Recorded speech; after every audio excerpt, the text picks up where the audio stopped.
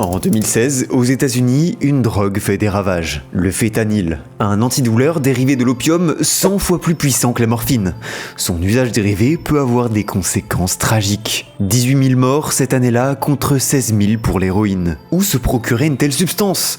Sur le dark web bien sûr. Pourtant, en 2013, Silk Road, le plus gros site à l'époque, a fermé et son créateur, Ross Ulbricht, a été arrêté puis condamné à la prison à perpétuité. De courte durée néanmoins. Début 2025, il a été gracié par Donald Trump. On vous en a déjà parlé ici. Mais à l'époque, Ulbricht devait servir d'exemple, dissuader les autres hackers dans son genre de reprendre le flambeau, endiguer la vente de substances illicites sur le dark web. Alors, pourquoi autant de morts par overdose 3 ans après la fin de Silk Road ? On doit continuer les affaires. On a tous besoin d'argent pour manger. Le roi est mort, longue vie au roi. Quelqu'un a profité de la disparition de Silk Road pour fonder son empire. Plus grand et plus tentaculaire, il va tous les surpasser et devenir le plus gros site de l'histoire du dark web. Alphabay, détenu par le mystérieux Alpha 02. Et ça provoque des tas de problèmes. En 2024, l'exposition de données sur le dark web a plus que doublé.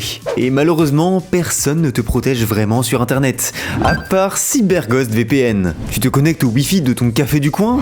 C'est trop tard. C'est la porte ouverte à tous les hackers qui veulent récupérer tes mots de passe, tes coordonnées bancaires ou tes photos privées. Deviens aussi invisible que les administrateurs du dark web, mais pour la bonne cause. Ton adresse IP est masquée, tes données sont chiffrées avec un chiffrement niveau militaire et toute ton activité en ligne devient totalement anonyme. Et contrairement aux réseaux comme Tor qui certes t'anonymise mais ralentissent ta connexion, CyberGhost VPN te garantit une vitesse de fou grâce à plus de 11 000 serveurs répartis dans plus de 100 pays. Mais ça, c'est rien comparé à toutes les réductions que tu peux avoir. En te connectant depuis l'Argentine, Spotify ne coûte plus que 1,50€ par mois au lieu de 10,99€.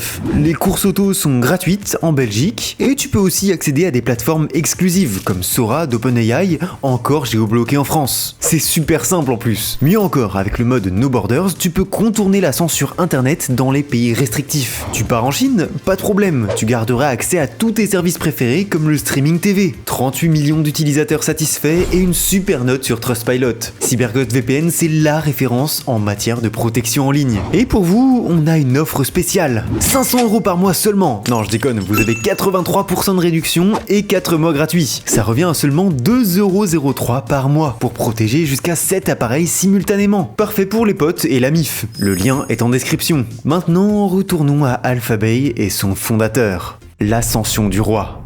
200 000 acheteurs et 40 000 vendeurs enregistrés. Plus de 21 000 grammes de drogue disponibles. Presque le double de ce qu'on pouvait trouver sur Silk Road, selon cette étude. 600 000 € de vente par jour en 2017. Mais qu'est-ce qu'on trouve sur Alphabay ? Au départ, des faux documents, des codes de carte de crédit volés, des logins à des comptes, notamment Uber. Bref, c'est plutôt destiné aux hackers. Mais peu à peu, le site développe d'autres services, comme la vente de substances illicites ou d'armes. C'est le premier à réunir deux grosses sphères du dark web. La cybercriminalité et le trafic de drogue. Et c'est pas le seul à profiter de la disparition de Silk Road. Evolution ou Agora ont aussi eu leur heure de gloire avant de disparaître. Mais Alphabay les domine tous. Alphabay garantissait la sécurité et l'anonymat de tout ce beau monde via le système Tor, logiciel très connu des aficionados du dark web, essentiel pour y naviguer sans qu'on puisse te tracer. De l'avis des spécialistes, le site était très user-friendly. Il fonctionnait un peu comme Amazon, facilitant la recherche avec des filtres, etc. Mais alors, on pouvait vraiment tout trouver ?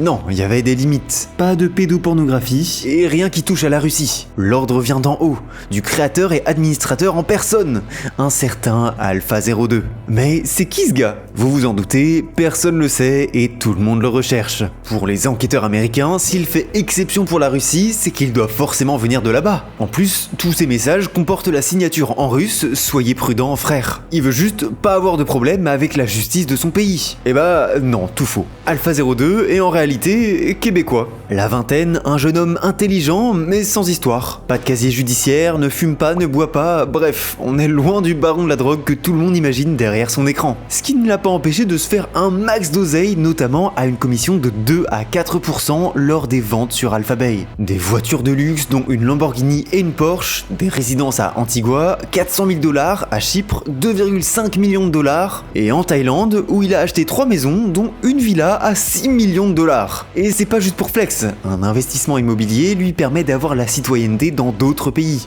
afin de blanchir son argent et de dissimuler ses activités. En 2016, il a déjà obtenu celle d'Antigua et il est en train de demander celle de Chypre. Tout ça et ce qui suit, on le sait grâce à une lettre qu'il a justement écrite à un service d'immigration sous son vrai nom. Mais où vit-il? Au Québec? Non, à Bangkok. Il s'y est même marié. Sa femme est d'ailleurs enceinte de leur enfant. La presse parle d'eux comme l'un des couples les plus riches du pays. Mais du coup, ses proches, sa famille, ne savent rien. Mais lui ont bien rendu visite en Thaïlande pourtant. Autant d'argent pousse pas dans les arbres. Il paraît même que ses tiroirs étaient pleins à craquer de billets. Alpha02 se cache derrière un job de programmeur pour une société québécoise, qu'il a lui-même fondée en 2008. De toute façon, des sociétés, il en possède plein. Surtout à Hong Kong et au Belize, toujours dans l'idée de blanchir son argent. Sa fortune, ça lui vient de ses investissements en Bitcoin en 2011, avant son explosion. Et ça, c'est en partie vrai, puisqu'effectivement, les transactions sur Alphabay et sur les sites du dark web en général se faisaient en crypto, dont le Bitcoin. Mais du coup, ça y est, on a trouvé le super hacker du dark web, le roi, celui qui se fera jamais attraper. Eh bah non, parce que comme pour Silk Road, Alpha02 va être lui-même responsable de la chute de son empire, à cause d'une erreur de débutant.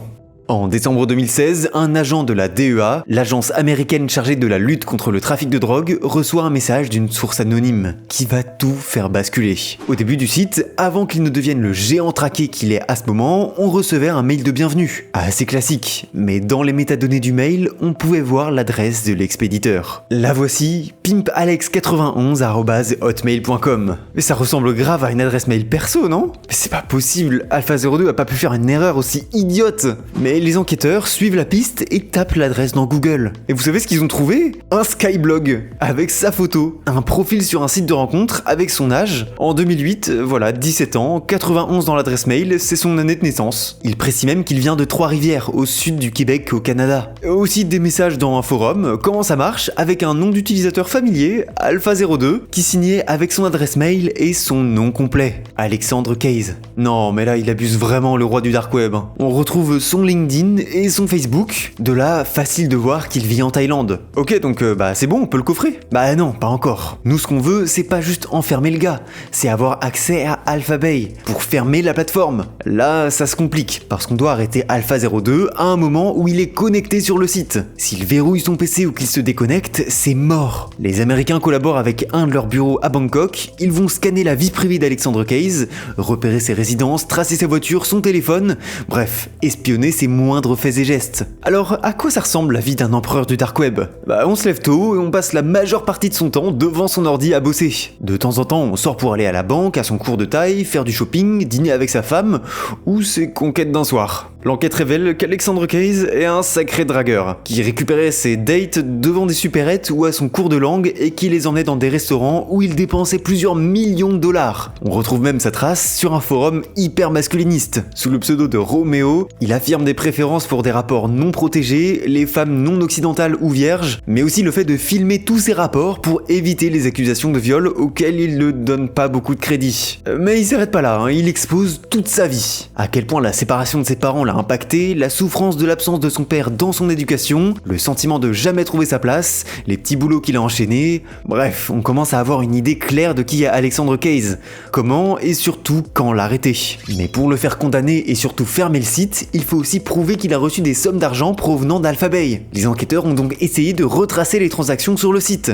Un boulot titanesque. Pourquoi? Pour garantir la sécurité des utilisateurs, il n'y avait pas d'échange direct. Tu pouvais pas rentrer ton code de carte bleue pour acheter quelque chose. Tu devais charger de l'argent en Bitcoin par exemple dans une sorte de portefeuille sur le site. Ensuite, à l'achat, Alpha02 avait créé un code qui effectuait plusieurs mouvements avec la somme, comme si pour acheter du pain, tu donnais de l'argent à ton frère, qu'il donnait à son pote, qu'il donnait à sa grand-mère qui, elle, allait à la boulangerie. Au final, c'est plus difficile de remonter à celui qui voulait acheter du pain à l'origine. Il y a une peur sur le dark web, c'est l'exit scam, la fermeture du site avec tout l'argent chargé dedans et les admins qui partent avec la caisse. Faut éviter de mettre plus que ce dont tu as besoin. En partant de ce principe, les enquêteurs ont une idée. Parmi tous les utilisateurs d'Alphabay, qui est la personne qui aurait suffisamment confiance pour conserver de grosses sommes sur le site? Celui qui verrait venir la fermeture. Et oui, l'admin, Alpha02. Il cherche donc le compte qui retient le plus d'argent, uniquement grâce au mécanisme des micro-mouvements, pour trouver ceux qui ressembleraient à des commissions sur les ventes. Vu l'activité du site chaque jour, autant dire que ça leur a pris du temps. Mais ils finissent par trouver et associer le compte à Alexandre Case. Ça y est, ils vont pouvoir le coffrer et le faire condamner par la justice. L'héritage de l'alpha. Le 5 juillet 2017, une voiture s'encastre dans le portail d'une des résidences d'Alexandre Case. La conductrice sort et se confond en excuses devant sa femme, sortie pour voir les dégâts. Lui est dans son bureau, devant son ordi, sur Alphabay. Le bruit le pousse à passer la tête par la fenêtre, sans fermer son ordinateur. C'est son erreur. Car vous vous en doutez, ce n'est pas un simple accident. La conductrice est une policière et pas mal de ses collègues sont embusqués dans le quartier. Elle veut absolument qu'il descende sans éteindre son ordi. C'est leur seule chance. Elle insiste, je suis désolé, j'apprends tout juste à conduire. Vous voulez bien venir constater les dégâts? Case descend en short et aussitôt on lui saute dessus. Il se débat, essaye de fuir avant d'être menotté. Un policier se rue à l'étage, l'écran s'est mis en veille, il bouge la souris, l'ordinateur n'est pas encore verrouillé. Ils ont accès à Alphabay. C'est un succès. La chute d'Alphabay est un rouage d'une coordination entre les autorités mondiales contre la cybersécurité, l'opération Bayonette. Au même moment, Europol et la police néerlandaise démantèlent un autre site du dark web, Hansa, en prenant le rôle des admins. Une semaine après son arrestation et sa mise derrière les barreaux, Alexandre Case est retrouvé mort dans sa cellule. Les autorités diront qu'il s'est pendu avec une serviette. Pourquoi? Pour ne pas être extradé aux États-Unis, faire face aux 16 chefs d'accusation contre lui, dont trafic de drogue, complot, blanchiment d'argent, et donc faire face à des années de prison? Peut-être, mais son avocat n'y croit pas. Et sa mère non plus. Mon fils ne s'est pas tué, on a voulu le faire taire. La police est forcément derrière tout ça. Son père préfère attendre une véritable autopsie. Tous deux n'imaginent pas que leur fils ait pu faire ça. Ça n'a pas de sens, ça ne ressemble pas au garçon qu'ils ont élevé. Il n'a rien fait de mal, il a juste cédé à l'appât du gain. Ils sont dans le déni total. Après tout, Alexandre ne leur a jamais fait profiter de sa fortune. 23 millions d'avoirs financiers à son arrestation. Pour les protéger, se dira sa mère qui travaillait encore comme conductrice de bus au Québec. Elle n'avait même pas les moyens pour une place au cimetière. 4000 $.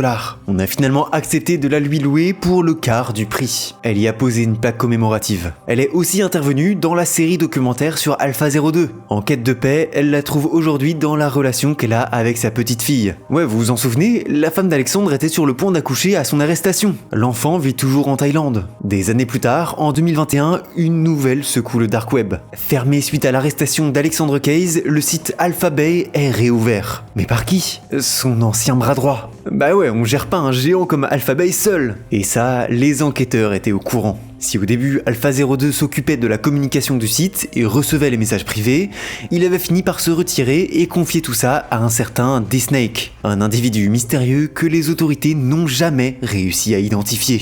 C'est lui qui est derrière la réouverture du site. Il révèle notamment que les restrictions sur la Russie et les pays de l'ex-URSS ont été imposées pour le mettre en sécurité, lui et les autres membres de l'équipe. La règle est d'ailleurs toujours d'actualité, avec d'autres interdictions comme la pornographie, encore une fois, ou la vente de vaccins ou de fentanyl. Et maintenant, tout se fait en Monero, une autre crypto-monnaie plus difficile à tracer que le Bitcoin. Il réfute lui aussi la thèse du suicide d'Alexandre Case. Selon lui, il avait un plan avec Alpha 02 si jamais il se faisait arrêter pour révéler sa véritable identité afin que D-Snake puisse l'aider à s'évader. Il est impossible pour lui qu'Alexandre se soit donné la mort. Mais si la famille de Case pouvait douter jusque-là de sa réelle responsabilité, le message de D-Snake confirme que lui et Alpha 02 ne faisaient qu'un. Alors pourquoi rouvrir le site? C'est pas le premier cas, Silk Road a aussi réouvert 2 fois après l'arrestation de son créateur. Selon D-Snake lui-même, c'est pour laver le nom d'Alphabay et d'Alexandre Case, pour qu'on s'en souvienne pas comme le site d'un gars qui s'est suicidé en prison. Bref, reprendre le flambeau, poursuivre l'héritage comme Alpha 02 après Silk Road.